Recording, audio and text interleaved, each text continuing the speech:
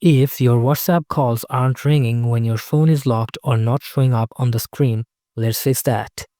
First, go to Settings, Apps, Manage Apps, WhatsApp, Notifications.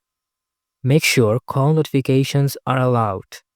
Now, check Do Not Disturb settings. If DND mode is on, it might block WhatsApp calls.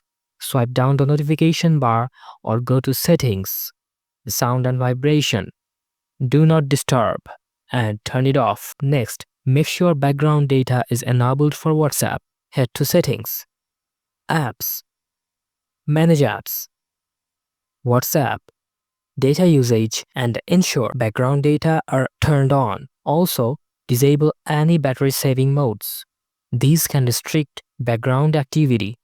Go to Settings, Battery and Performance, Current Mode, and choose Performance Mode or Balanced. Lastly, if you are still not getting calls, try restarting your phone or reinstalling WhatsApp. If this solved your problem, hit the like button, share it with friends, and don't forget to subscribe for more WhatsApp fixes and tips.